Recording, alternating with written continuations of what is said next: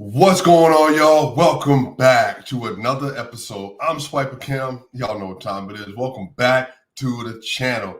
Yo, what's going on? I hope you're having a great day. I hope you had an excellent day. I hope you got a chance to watch great NBA basketball. Hey, y'all, shout out to the Denver Nuggets. The Denver Nuggets get their fifth straight win of the season.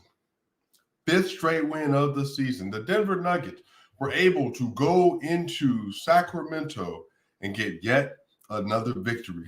Despite the circumstances surrounding it as well, the Denver Nuggets were able to go into Sacramento and get a 113-106 victory. And again, we're seeing the defense continuing to pick up some steam over the last couple of weeks.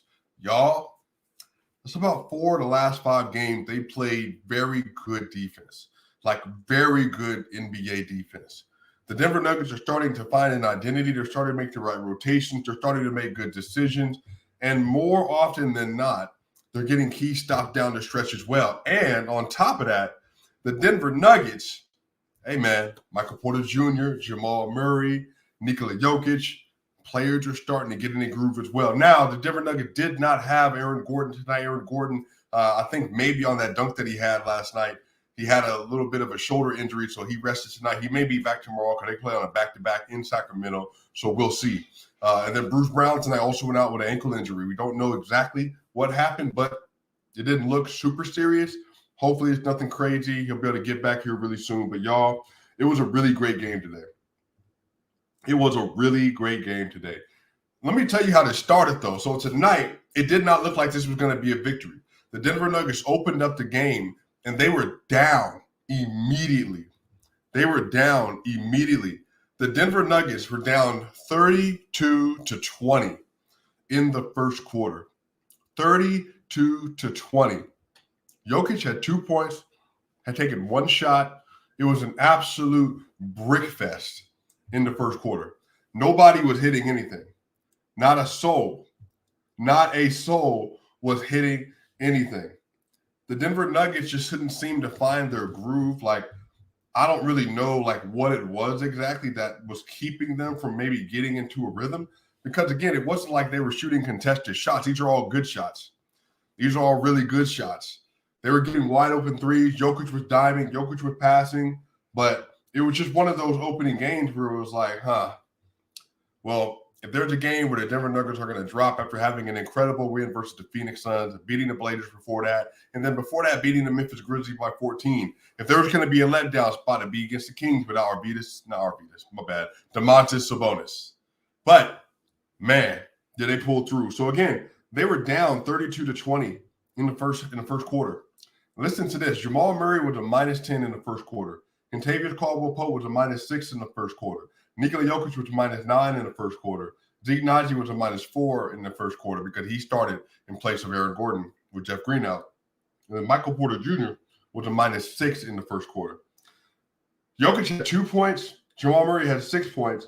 But the star of the offensive show tonight was Michael Porter Jr. He started hot, and then he just kept going from there.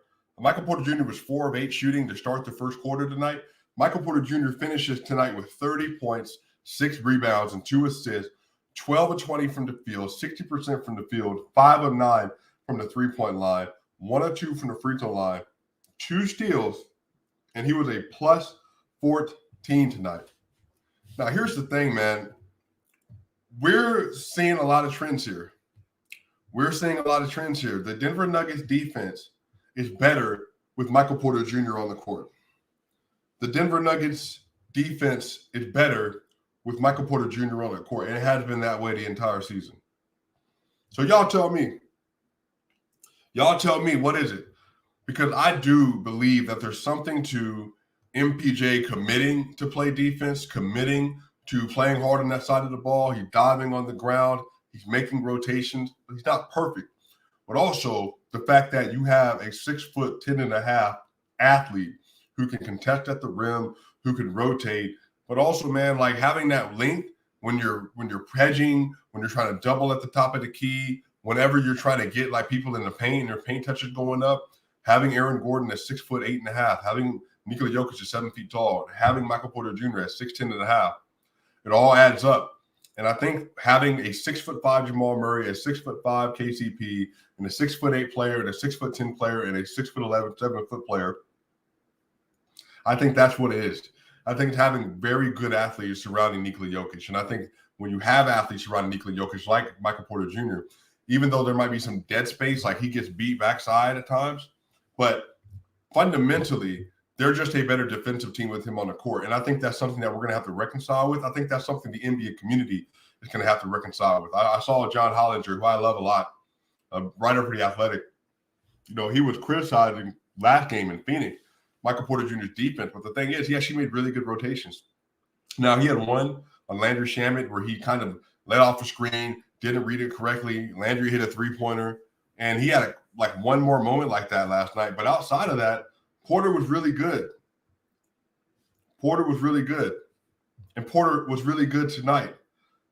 I'm going to go ahead and tell you right now, the Denver Nuggets don't win this game unless Michael Porter Jr. does what he does. 5 of 9 from 3, 12 of 20 from the field.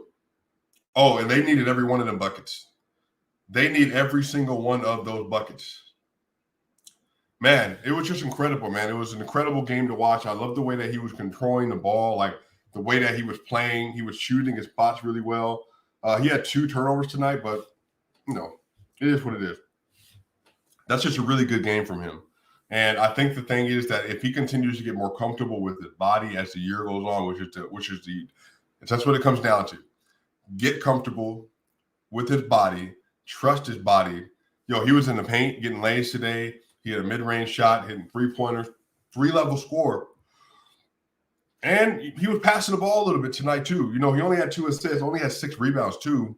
But I'm telling you, man, a lot of people are sleeping on Porter because Porter, he started off the year really well. Then he got injured, had a game versus Boston that was bad. He had a game versus the Bulls, best game of the year, had a bad game versus Boston, and then got hurt and had the heel injury. And so people kind of forgot about it because Aaron Gordon's been playing at an all-star level. Jamal Murray's been great at times, not so great at times.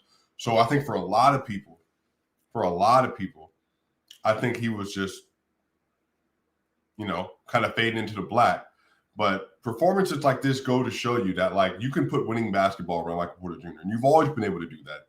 So I'm really, really happy for him, man. Really happy for Michael Porter. A great game for him, 36-2, 12 of 25 and 9. Nikola Jokic, the MVP, another sophomore triple-double. He only had 9 rebounds tonight. 37 minutes, 20 points, 9 rebounds, 11 assists. And guess what? Only 10 shots tonight. He only had 10 shots tonight. He shot the ball 10 times. He had 0 3-point attempts. He went 6 of 6 from the free throw line, 1 steal, and he was a plus 13. Now, by the way, let me shout out to Luka Doncic. Luka Doncic had the NBA's first 60-20-10 game. Luka Doncic versus the New York Knicks tonight has 60 points, 21 rebounds, and 10 assists. So shout out to Luka, man. And it was so funny because that game was happening while the end of the first half is kind of wrapping up and we're getting ready for halftime and all that. But looking at Luka doing this, and then I'm watching on the other side of the ball, I'm watching Joker. And I'm watching Joker have one of those games where he's like, nah, I'm all right. I don't really feel like shooting today. I want to get other people involved. It is what it is. Go cry and complain to somebody else, right? Jokic in the first half, y'all, only had 2 points, 6 rebounds, or 6 assists, and 5 rebounds. He had 2 points, 6 assists, and 5 rebounds. 2 points and 2 shot attempts. 2 points, 2 shot attempts. And then in the third quarter, Jokic had 14 points, 3 assists, and 3 rebounds. And he went 5 of 6 from the field and 4 of 4 from the free throw line. 5 of 6 from the field, 4 of 4 from the free throw line. So again, Jokic was taking Rashawn Holmes to school, Alex Len to school. Alex Len was in foul trouble. Trey Lyles couldn't do anything with him. Again, Jokic is just very, very, very, very secure in picking his spots. When does he need to have a bonkers game? win games like tonight, even though you played 37 minutes, 29 and 11. Hey, man, that's a sleepwalk. Like, you're literally sleepwalking at that point. You basically just played a point guard level game. Like you played a CP3 level game where you just were rebounding at a high level for a guard. And Jokic was controlling everything again, man. You know, it's just one of those things. Like, Jokic puts performances like this together, and on paper it doesn't look great because it's like, 29 and 11. But if you actually watch what he was doing, and again, he was just doing whatever he wanted to do.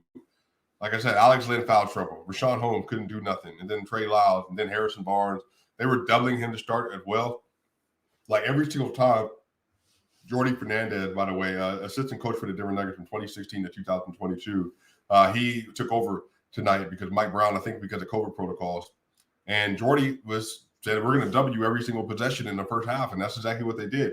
So it worked to a degree. Now, if your point was we're going to make the Nuggets shooters and see if y'all can beat us shooting the ball, well, hey, it worked out. It worked out because the Nuggets couldn't hit squat. They couldn't hit squat in that first half, especially in the first quarter. In the first half, y'all, the Denver Nuggets were just throwing stuff up, like, honestly. The Denver Nuggets scored 47 points in the first half. They were down by 9. They shot 37.8%. 37.8% from the field. And they shot 23.8% from the three-point line. The Denver Nuggets were awful. They were awful in the first half. And the score, thankfully, was only 47-56. The Denver Nuggets, y'all, got down 20 points in the second quarter. They were down 20 points in the second quarter. And so at some point, I'm like, all right, it's super early in the game. They're down by 15, 12, 16, 17, 20. And I'm sitting here like, It's really early, though. Like, a second quarter deficit of 20 points, that's a real hard thing to keep that kind of momentum going when you're the team that's up. When you're the team that's up 20 points. And the Nuggets did this. The Nuggets were up well over 20 points versus the OKC Thunder. Well over 20 versus the OKC Thunder. And OKC came back and made it a game because it's really hard to keep that kind of momentum up. So the Nuggets did not play well in the first half, did not shoot well in the first half. But, y'all, in large part, due to the back-to-back MVP, the second half was completely different. The Denver Nuggets in the second half scored 66 points. They gave up 50 points. They scored 66 points. They gave up 50 points. The Nuggets had 18 assists, 20 rebounds. They shot 77% from the free throw line. The Denver Nuggets, the same Denver Nuggets that couldn't hit a three. The Denver Nuggets went 8 of 16 from 3 in the second half, and they shot 58% from the field, 58.5% from the field in the second half. So, again, 37% from the field in the first half, 23% from 3 in the first half, and then 58.5% from the field in the second half, and 50% from 3 in the second half. And, of course, 66 points and only gave up 50. So this is what I'm talking about. The Nuggets are finding ways to turn it up when they need to turn it up. And Jokic, by and large, once he made the decision in the third quarter to score 14 points, it was kind of a wrap from there because that way there's nothing the Kings could do about him, and now he was going to start facilitating and helping other people. Good game from him. Contavious Caldwell-Pope, didn't shoot well, but he continued to impress. His defense on De'Aaron Fox was excellent. His defense all around was excellent. Contavious Caldwell-Pope, 31 minutes, 11 points, 3 rebounds, 3 assists.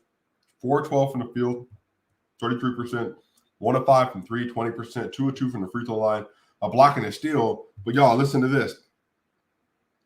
He was a game high plus 16. And Contavious Caldwell-Pope was a game high plus 16.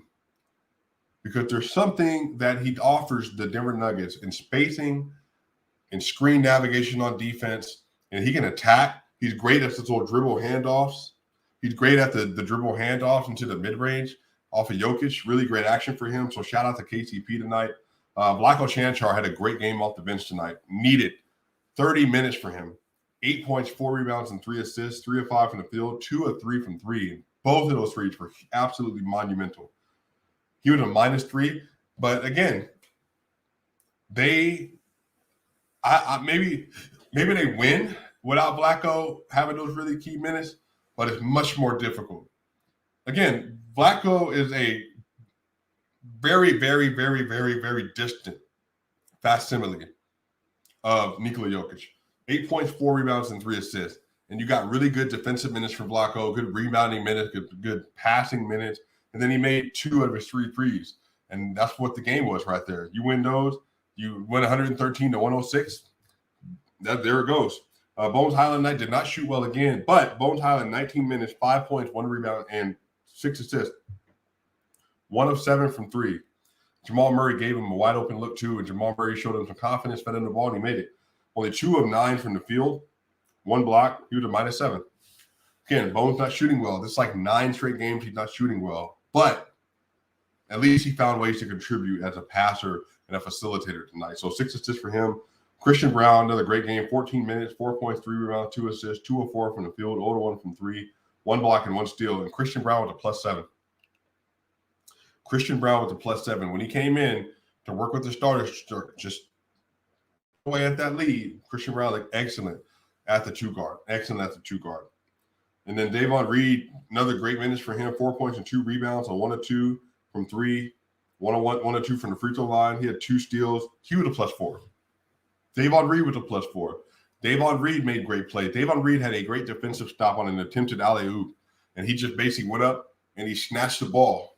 He snatched the ball out of the rim, and he got a stop, and it converted to an offensive look on the other end. So really good game from Davon Reed. Really good game from Davon Reed relative to the minutes. And then Bruce Brown, like I said, only had 9 minutes, had 2 points. He was a -13, but, it is what it is. Ish Smith also didn't record any stats. Played 3 minutes, had 5 points. He was a +5. DeAndre Jordan only played 7 minutes, 4 points, 1 rebound. He was a -8. He was a -8 in just 7 minutes, y'all. Again, you don't love that. Tonight, the Denver Nuggets shot 48% from the field, 41 of 86. The Sacramento Kings shot 49% from the field on 40 of 82. The Nuggets only shot 35% from 3 on 13 of 37. Like I said, 50% in the second half, and then 23% in the first half. And then the Kings shot 29% from 3 on 10 of 35. The Nuggets did make their free throws today. The Nuggets made 86% of their free throws on 18 of 21 attempts, and then the Kings made 16 of 19 for 84%. The Nuggets won the turnover battle, only had 13 turnovers. The Kings had 16. The Nuggets won the assist battle by far. They had 34 assists to the Kings 20. Offensive rebounds, the Nuggets won 10-8. Rebounds, they won overall 40-39. The Nuggets won the block battle 3-2. They won the steal battle 12-8. And both teams had 18 personal fouls, and the Sacramento Kings had a technical. So typically, if you got a box score across the board that looks like that, that means you won the game. You did what you were supposed to do. So a really good game for them. They play against the Sacramento Kings again tomorrow. They play against them again tomorrow or today, depending on where you are, at 10 p.m. So another game's on NBA TV, by the way. So we'll see. 5 straight, 8 and 9. Maybe they keep it up. Y'all. Let's hope. Y'all, this was a really good game, man. Shout out to the Denver Nuggets for getting another great win tonight. Continuing to build the momentum. 5 straight wins. 29-11 for Jokic. 7-10 shooting. 36-2 for our boy Michael Porter Jr. Oh, by the way, boom, before we head out, let me talk about this dude, Jamal freaking Murray tonight.